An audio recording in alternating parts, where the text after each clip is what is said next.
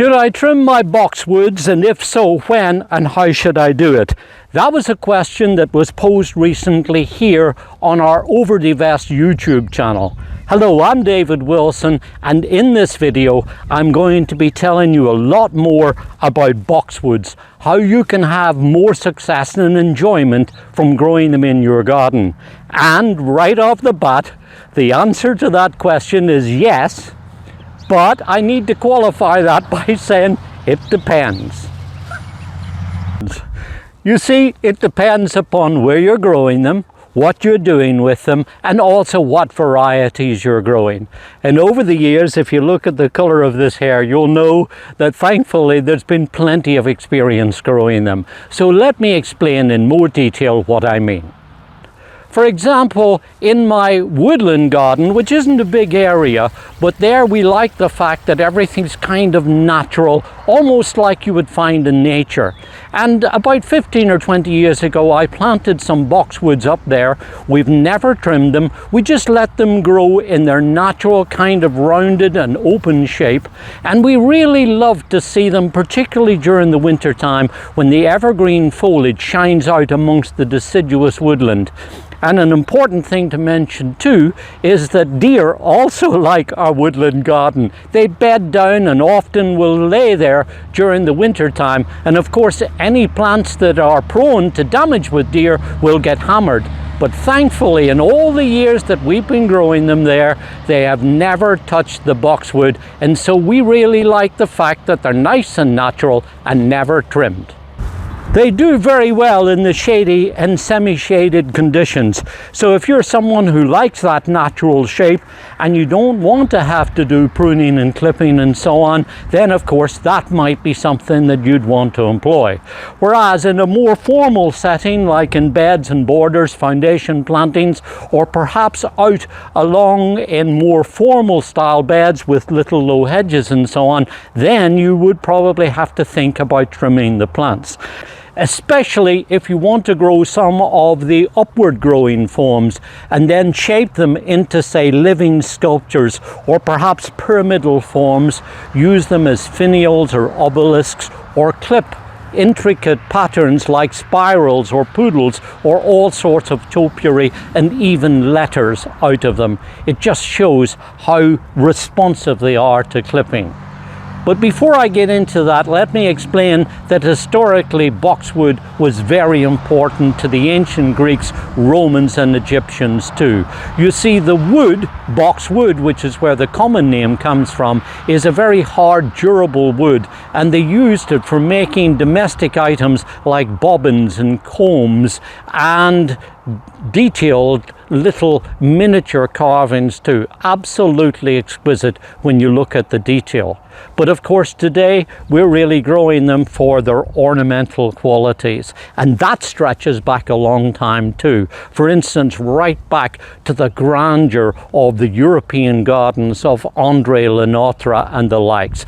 Big, grand, opulent and extravagant parterres that were modelled on patterns from Turkish and Persian carpets.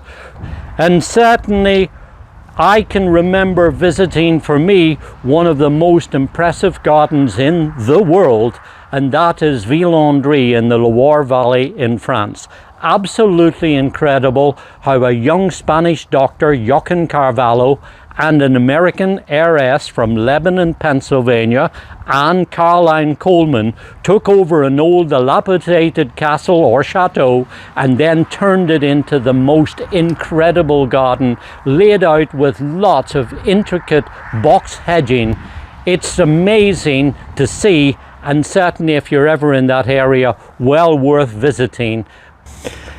And while most of us wouldn't have the resources or perhaps the desire or inclination to plant boxwood out on that scale, at least it goes to show how valuable they are as garden plants, and throughout history how people have really enjoyed growing them in their gardens. And on a much smaller scale, as you see, we've planted them here on one of our properties.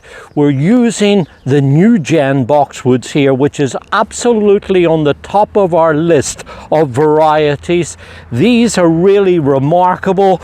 Came in at a time that was very valuable, because now with these they pretty much alleviate any concern that we might have over a little insect called boxwood leaf miner, because these show good resistance to that, and also a disease called boxwood blight. So with these, really that helps to eliminate that problem. We put these in here about 3 or 4 years ago. They've never been trimmed. As you see, they're growing beautifully, lovely healthy foliage, very shapely habit. We're growing 2 varieties. First of all, there's this one here, which is New Gen Independence, and then here in the foreground and also here just behind me is a slightly more vigorous growing variety, one called New Gen Freedom. This, as you see, has lovely glossy foliage and will give you a result a bit quicker. Both of them are absolutely wonderful. And now, going back to the original question that our viewer asked is, should I trim my boxwoods? And the answer, as I said, depends, because here with these plants, as you see, they're growing beautifully, but we'd like to be able to perhaps shape them and also in some cases keep them within bounds. And when you prune something, you're certainly shortening it back, but you're really also redirecting growth. And with my technique of pruning them, it's a 2-step technique.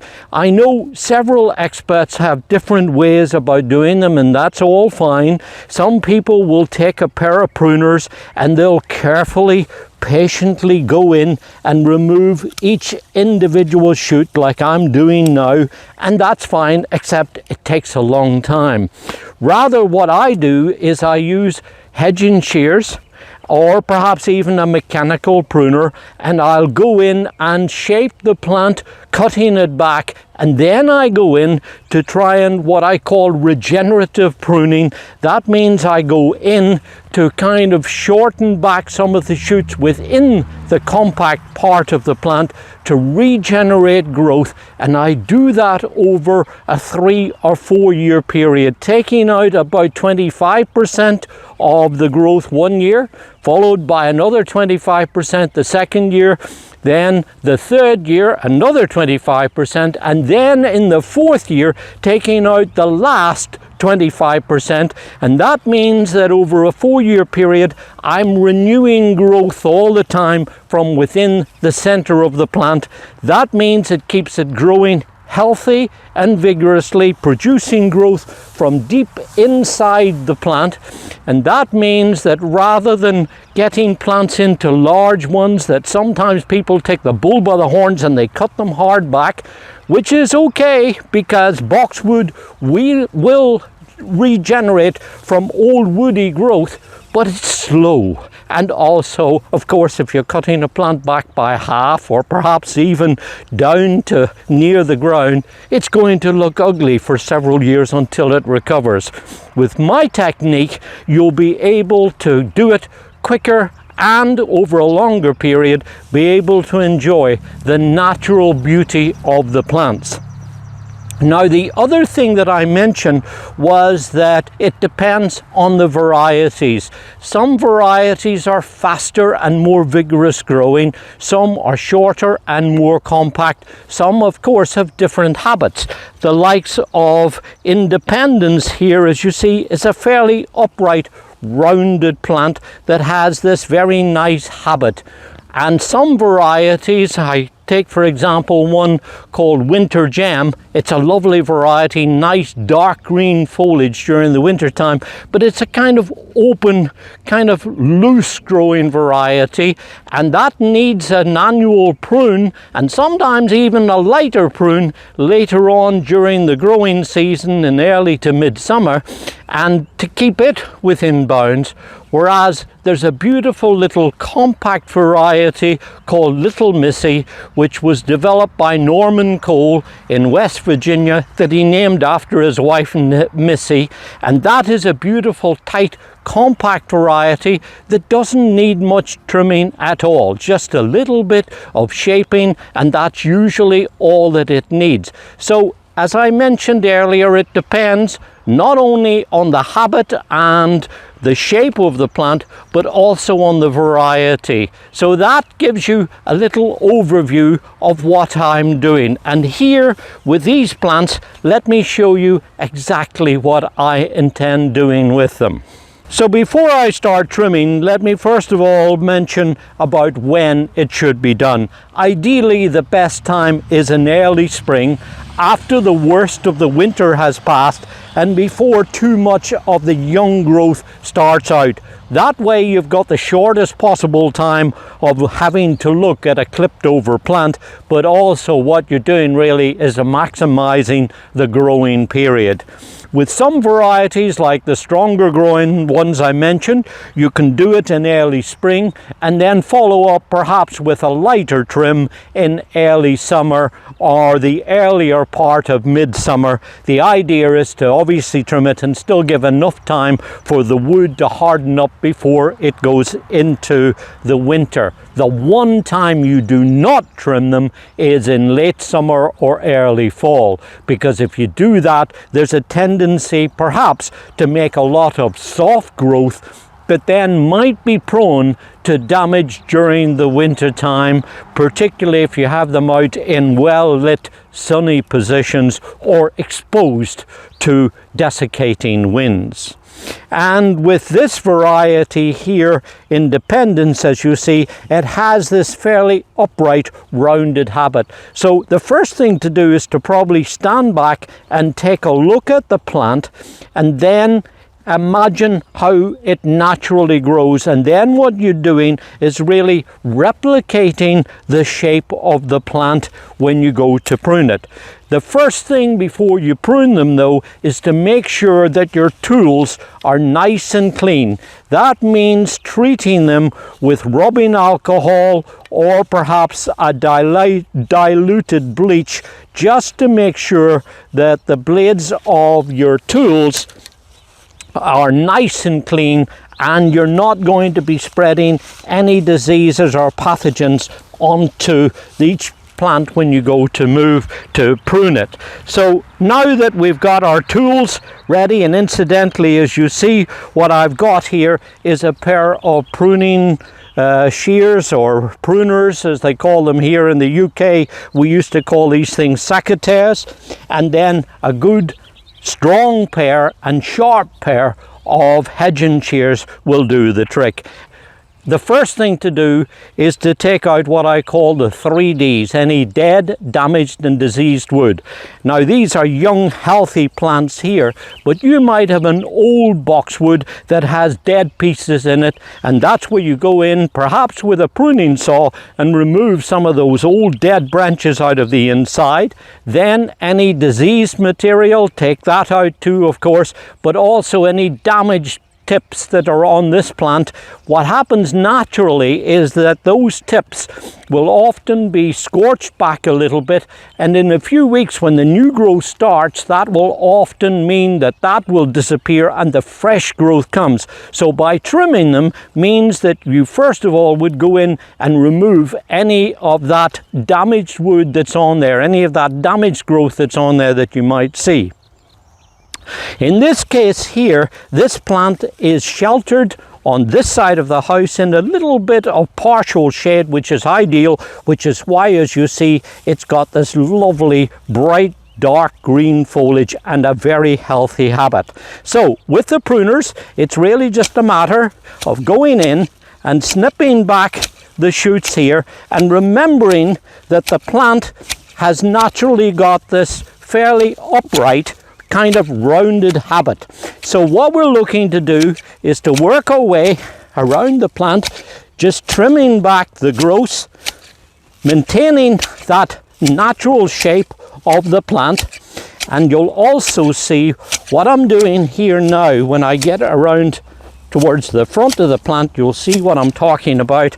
Here we're taking it off, just snipping off the shoulders, taking a little bit off the top, keeping that kind of rounded shape to the plant, snipping out. There's a little bit of dead, not dead, but damaged wood here where the wind has caught it. We snip that off. And now look to see what's going on. What's very important with all of your boxwood plants is to try and have them so that they're wider at the bottom and then gradually narrowing towards the top. This is the natural shape of this variety. And if you were doing this as a hedge trimming, it would be exactly the same. So wider at the bottom and slightly narrower at the top. Whether you have a flat top to it or a rounded top, it's up to you. But important, because when you have this with this growth down here at the bottom, that means that light is able to get in all the way up the plant. If you have it, as sometimes happens, where it's wider at the top and narrower at the bottom, all the growth is happening up here, and then you start to get holes, or you get weaker growth here at the bottom, and of course the plant will then have a tendency to get a bit leggy. So there you are. I've now created this nice rounded habit. So that's stage one. Shorten back, compact. These growths are now going to grow out. In a few weeks' time, it'll start producing young, fresh growth out of here, and it will be nicely furnished all through the habit of the plant. Now comes stage two. And as you see, we've maintained now a shorter, more compact habit. But if you keep doing this year after year, you'll have all the growth here on the perimeter of the plant and very little inside here in the middle of the plant. And with old plants, you're likely to get old woody growth here in the inside. You'll get dead material in there, and it'll tend to be very congested out here without much airflow. And so with this technique, what you do is you go in and you go through and trim out some of the shoots, about 25% or so of all around the plant. So you just go in and you trim out pieces like this that are about 4 to 5 inches or so wide. As you see, you just reach in, and if I show you carefully, you'll see that what I'm doing is, if you come in here, you'll see that I'm going into where there's a junction in the branches, and then with the pruners, just snipping that out at that point, and then just go through and take out, as again, going into the middle and taking this out. And if you work your way around the plant and take about 25% or so, about a quarter of the growth out, that means that as you're doing that, you're stimulating young growth from inside the plant. Because now what's going to happen with these shoots is that the growth is going to come out from inside the plant, and that will then stimulate new growth. The second year, you go in and you take another 25% out. The third year, another 25%. And as I mentioned, in the fourth year, in no time at all, you're going to have plenty of young, fresh growth coming out from the middle of the plant. So you're really rejuvenating and encouraging growth to come from the center of the plant. And if you do it carefully all over the plant, taking out pieces all over the plant, you'll find then that you'll hardly notice where you've taken it out. But meanwhile, what you've done is you've reinvigorated and now encouraged it to make plenty of these healthy, young, vigorous shoots. So that's my two-stage technique, which I think you'll find works really well and doesn't take a lot of time either. And now the procedure with dealing with the new gen Freedom is exactly the same. Again, make sure to clean your tools off. It's really good to do this in between the plants, even though they're healthy and there's no sign of any disease there. It's always just good practice to clean off the blades of your tools. But this time when you look at New Gen Freedom, you'll see that the habit is slightly different. This one is a little bit flatter on the top and a little bit wider and broader with extra luxuriant shoots, as you see. So what we're doing again is replicating the general shape of the plant. It's a little wider rather than tall, as you see. So with this again, we come in with the pruning shears and we trim back. First of all, cut back the shoulders of the plant, working my way around the plant. If there's any hard woody shoots that you're not able to clip, then of course you can go in and snip them out with your hand pruners, and that will work just as well. Just takes a little bit longer, but with a little bit of extra muscle, you'll see that you're really quite able to go in and remove, particularly if you have a good sharp pair of shears, remove a lot of these growths all around the plant, keeping that kind of general shape of the plant as you work around it. And then when you get near the top, you're still looking to try and keep a natural kind of dome shape to the plant. So you just trim back the tops like I'm doing here, so that you have that kind of rounded habit. And remember what I was saying about trying to encourage growth from near the base of the plant. So that means you might have to take a little bit more off the shoulder of the plant to try and encourage it to have that nice rounded habit and be better furnished to the base of the plant. Now, one of the things about this is that really it's probably better if you can start trimming your boxwood when they're young plants, when they're young juvenile plants. That means that you'll be able to encourage that natural shape and to have them better furnished right to the bottom, so that then we're able to get light and air in here at the base of the plant. So as you're doing it, it's usually a good practice just to stand back and look at the plant and see if there's any modifications to the shape of the plant that you need to do, because of course you want it to be nice and even and well shaped all the way around. And then when you're happy with the general shape of the plant, let's just check it again, see how that looks. Yeah, that's not bad. Little high over here, so we can take off a little bit of this growth from here, but that is not bad. Of course, it won't be a perfect dome. You really don't want it to be a perfect dome because it, of course, needs to be natural. And now, the second stage, you've guessed it, is stage 2.